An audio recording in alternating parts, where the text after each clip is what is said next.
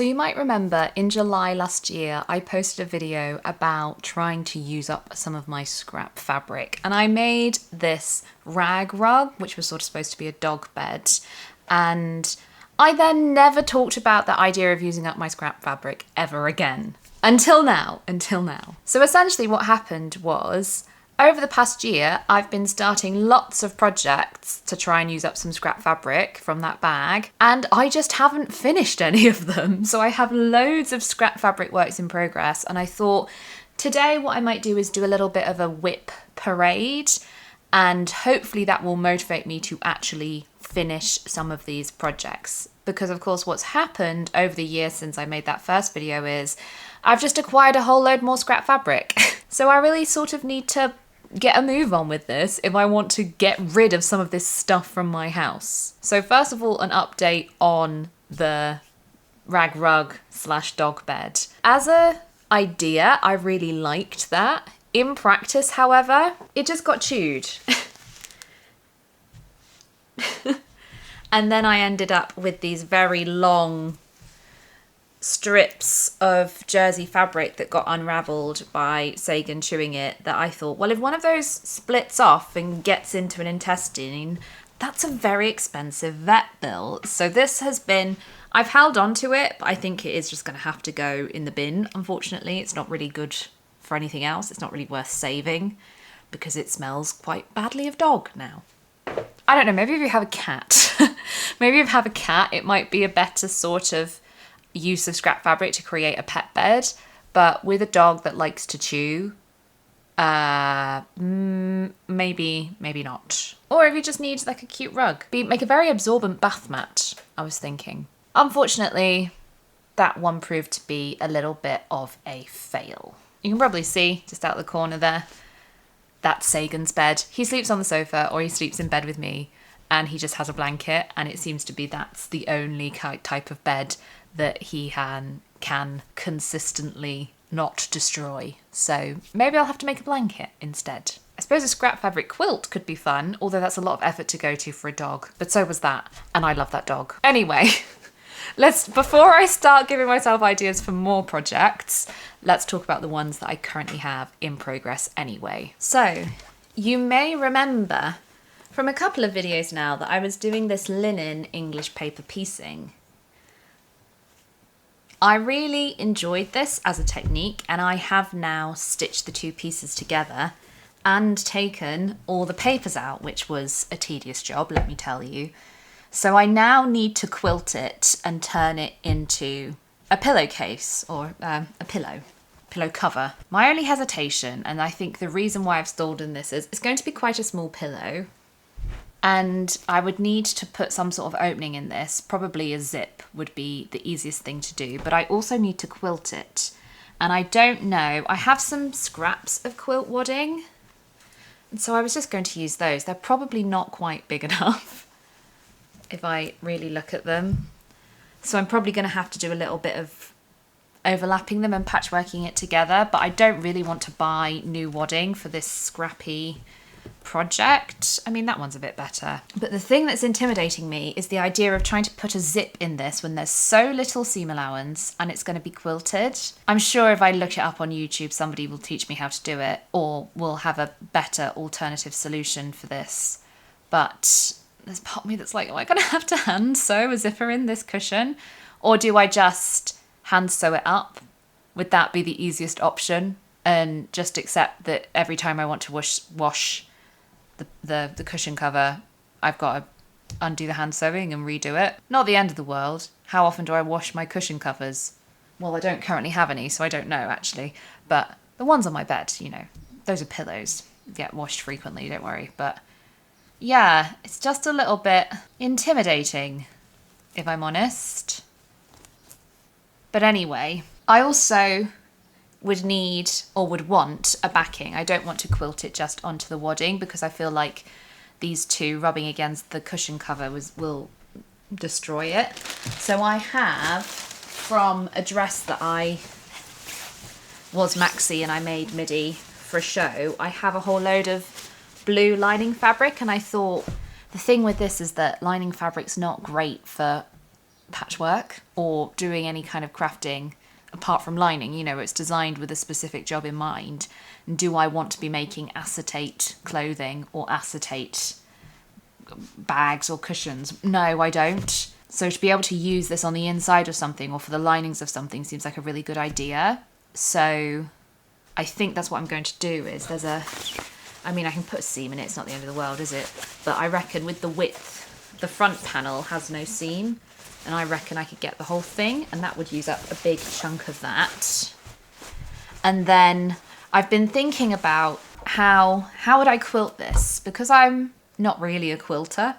The quilt cushions that I made for my friend, I did a lot of echo quilting. It had a motif, it was the camper vans, and so I just sort of went round the outside of the camper van. And I don't know whether I'm going to have to quilt this side in a different way to this side. Still decisions to be made. What I have done is I've bought some curved safety pins. I've bought some of the spray basting adhesive, and I've bought something that came highly recommended from Kate at the Last Homely House, who was my inspiration in a lot of my quilting adventures. And this is a fancy cotton thread from Italy, Aurifil, you've probably heard of them. And this colourway is Kate's favourite colourway. It's called Marrakesh. It's a variegated colour scheme. And I was looking for something when I was trying to decide what I would do with this. It's like, well, it would be nice if I could get a variegated thread so that I'm not having to constantly change colours. And then I was looking at loads of them on various quilt shop websites to try and find colours that match. And it turned out it was complete coincidence that I chose this one. And I was looking at all the options and I was like, oh my God, Marrakesh, that's the one Kate recommends. So I'm looking forward to using this. This is 12, weight 12? Yeah, 12. So to me, it feels almost like a buttonhole thread. It's not, or like a maybe jeans top stitching thread. So I'm interested to try this because I've only ever quilted before with 3 strands of embroidery floss. So we'll see how I get on with this. But I have all the bits now to complete this project. I do have some zips in my stash if I do put a zip in it. I just haven't decided. That's the bit now that's stopping this project going forward. I thought having the camera higher up would help me sit up straight and not hurt my back, but it turns out that's incredibly tiring, so we're going back to slouching. I'll just have to pace myself a bit better. In terms of EPP, I also have, I showed this in a short recently, I have this project, which is made of a panel of hexagons and this, I think I called it mandala, and I think what I meant to say is medallion. This is the sort of central medallion. And I had this idea of making a 18th century style quilt or something, and I quickly abandoned that idea because I wasn't enjoying it. So my intention had been to turn these pieces into a bag, but because they're square, that works awkwardly. So I thought what I'd need to do is put a bottom panel and side panels in. So I also have these decorative strips, which I don't really know what I'm going to do with. I thought about trying to sew these together to make the bottom of the bag or the sides of the bag, but I think that's a bit too fussy. I mean, the bottom maybe, but then I think I'd want the bottom wider. Anyway, I've got them. I don't know if I'll be able to use them, but I have also all the hexagons that I took out of the cushion cover, I've been recovering with, because you can reuse these paper templates, I've been covering with more scrap fabric from this project in the hopes that I can use these to create the sides of and the bottom of the bag. I also have loads of the linen left, so I just started making some more of these. With the linen. However, well, I mean, I had a few left over from the process anyway. However, I've now run out of paper hexagons. So I have to make a decision about, do I want to take the fabric off these, which seems pointless, to reclaim the paper templates? Do I use my squares from the other half of that cushion? Or do I just use my Cricut and cut some more paper hexagons? I think that's probably what I'm going to do, but I'm going to need more sketchbook paper because that's what I used to create these hexagons, and it worked really nicely not high quality sketchbook paper, cheap sketchbook paper. It just means that it's heavier than printer paper. So I think it's like 180 GSM or something like that. And that seems to be about the sweet spot for me to be able to handle these. So a lot of EPP in my future. It's just difficult with an EPP project to make it up as you go along. I don't know, in some ways it is, in some ways it isn't, because it's gotten to a point now where I was making it up as I went along, and now I need a plan and I need to think about how it's all going to fit together. And yet I'm not sure how I'm going to have to put half hexes along here, I think, to make it work. And then I'm going to have to put half hexes here. Or do I try and like bend them around to make the... Oh, I don't know. So that one's quite a challenge currently. I need to do a bit more thinking about that as a project than some of the others. So I think that's the thing. I'm imagining that this one's going to be on hold. But I do really like doing the EPP. So, and it's nice to have an EPP project on the go. So maybe I just buy myself a sketchbook. I normally find some in charity shops and things. Or I ask on like, it's the end of term, isn't it? So I'm sure some graduating art students might have some they're getting rid of. I so enjoyed doing this. I mean, the tumbling blocks at that scale were a bit... I don't have the patience for that. But I have visions of just making hexagons and sewing them together and having a really scrappy EPP quilt. I don't know whether that, like, the linen ones would go into that. I feel like if I do that, I should probably make them bigger than an inch for the sake of my sanity and repetitive strain injuries. But it would be really cool to just willy-nilly use up fabric that way in a very make do amend kind of way. See, that could be a fun dog blanket, couldn't it? Because I'm not so worried about using my finest fabrics. Anyway, on to the next work in progress. So with all of those hand sewing projects, I wanted to do some machine sewn ones as well. And because I've talked about this before, my disability impacts my grip strength and my ability to apply continuous downward pressure and my ability to stand. And so all of those things make using a rotary cutter very difficult for me. It's not impossible, but realistically, to sort of cut an entire project, particularly like a quilt with loads of half square triangles or whatever, not realistic. And so when I was sort of looking at ways I could get into quilting, one of the things that I came across was sort of improv quilting. I was going to call it freeform. I don't think that's the same thing. And so I tried it and I started making a panel willy-nilly, you know, no rhyme or reason, angles, whatever, just using red and white scrap fabric that I had, just so that there was some sort of cohesion.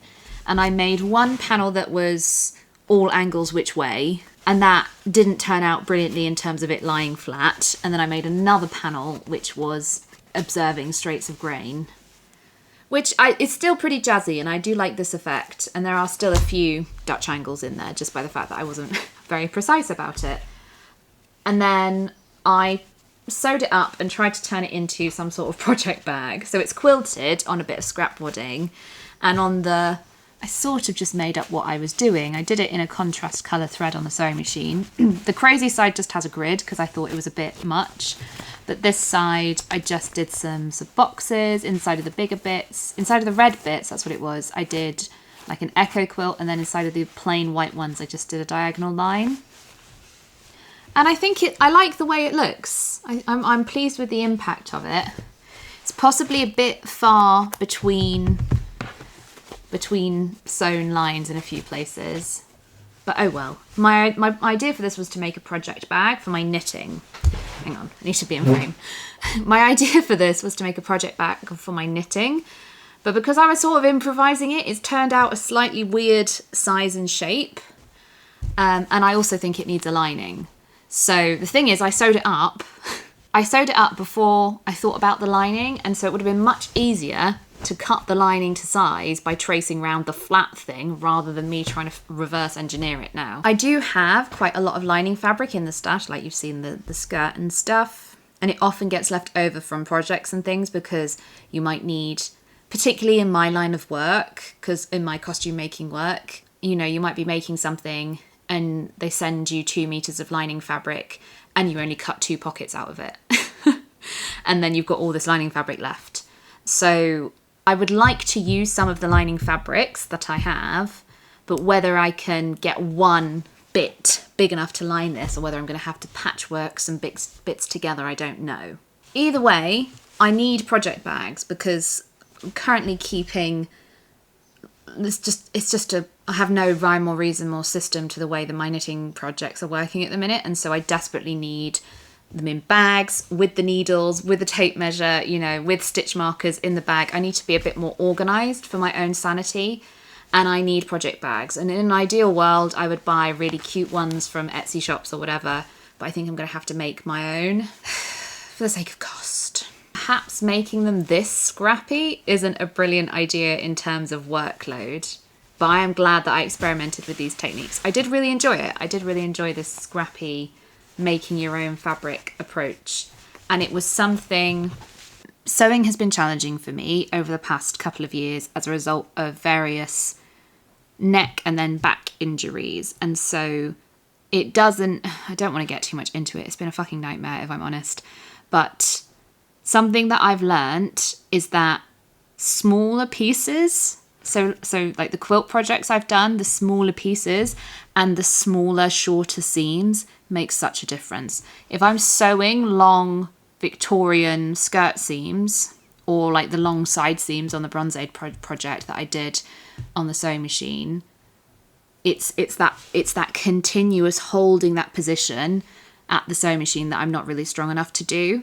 So a short seam this big and then get up, lean back in the chair, turn around, press it, rest for a bit. It's much more manageable for me. So that's part of the reason why I've got this newfound interest in quilting, because it seems to be there's something about the workload or the workflow of quilting that is more accessible for me than garment making currently. I don't know whether that's just by virtue of the fact that it's modular, and so it's a lot easier to make one block and stop, or, you know, batch some seams and then, you know, chain piece a few of the same things together and then stop. I don't know what it is, but there's something about it which is currently more feasible for me than other types of sewing. So I've been exploring that a lot. Will I ever make it? I mean, this is the thing. I've not made a full-size quilt yet, so we'll see. We'll see. I am working on a quilt, but that's this bag. I'm working on another scrap fabric sewing project, which has disappeared. Here we go. I found it. So this is another project inspired by Kate at the Last Homely House. If you have recommendations for quilting YouTube channels, please recommend them to me, because I do need more in my life. How do I put this? Well, I suppose if you watch this channel regularly, you know the sort of things that I like. I'm not interested in spending a lot of money. I don't have the energy for massive projects, can't use a rotary cutter. So I'm interested in people who make quilting outside of the spend hundreds of pounds or dollars, buy a pattern, cut a load of modular bits, do a load of chain piecing, send it off to get long-armed. I'm not interested in that aspect of it. I'm interested in people who are doing fun, alternative things, or have a very unique style. I've watched a couple of the family. It's named after a US state. I was going to say Missoula, but that's not right. Missouri Star Quilt Company. I've watched a few of theirs, and as fascinated as I am by that style of quilting, it's not realistic for me. So that I can respect it and admire it from a distance. What I'm looking for is something other than that, because there's a lot of that available. So if you know somebody who's doing something fun, let me know. Kate at the Last Homely House has made several of these scrap fabric projects based on a design and a tutorial by an American quilter called Terry Rowland.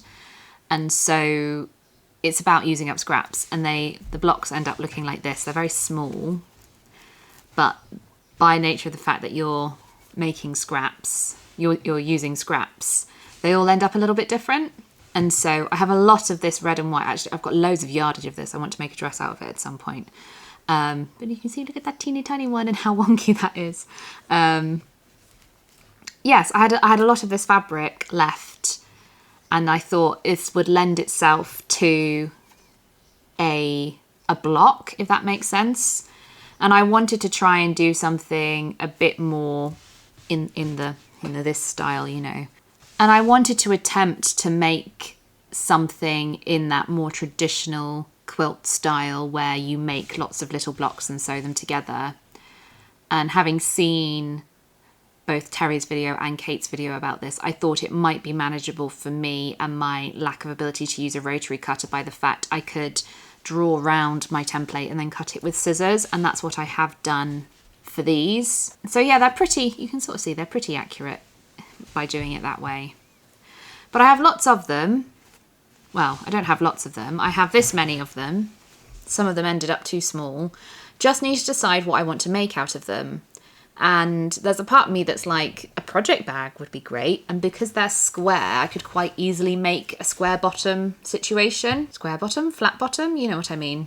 But yeah, I'll have to play around with that and see how I can lie them out and how big the thing would be. Do I care about how many yellows and blue centres I've got? This blue, this white, and a lot of the whites in this project are offcuts of shirts. I do a lot of alterations to shirts through my costuming work, because sometimes you need like a false front on a costume, or you cut the sleeves, you know, you cut the collar off or whatever. So I have lots of bits of shirt that need using up, and I did, and so this was quite a fun one. And this was from, I hemmed something. This is just a poly cotton that I used to line a costume for the Addams Family. If you're familiar with the Addams Family musical, there's a ugly yellow dress in it, and so I had like a strip like this that was from the hem of this dress, and so I used that for the centres of lots of these.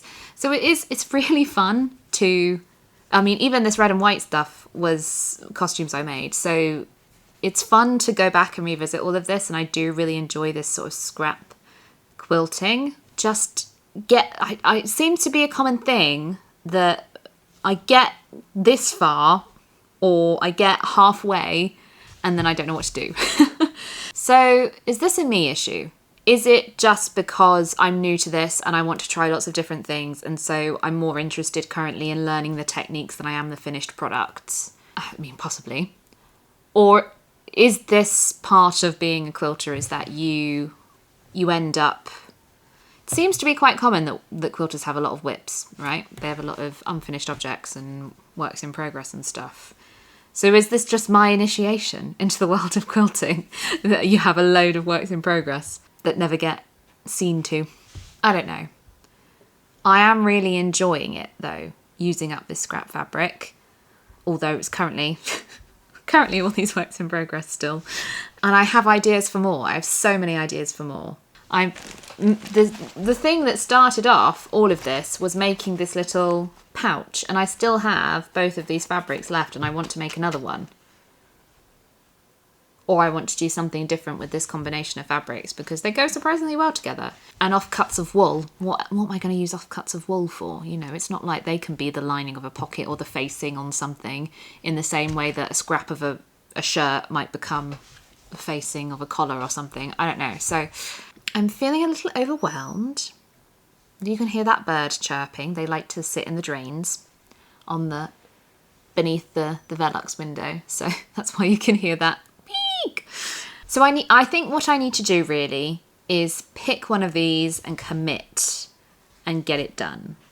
And when I find myself in that position, what I usually start with is what's closest to being done. And I think that might be, well, it's either this, depending on the lining fabric, or it's the cushion cover. Do you see how it's kind of too narrow? It needs to be wider. I suppose I could trim it down a bit. Have like a short, fat bag. Anyway, I need to make a decision. Perhaps you can do a quiz now on YouTube. So maybe I'll get you to vote. Which one should I work on first? I don't know. I'm definitely inclined to start on the cushion. That's certainly the longest running of these works in progress, so it would be nice to take that one off. But let me know what you think. Let me know what you think of all my projects, my many projects on the go. Thanks for watching. See you next time.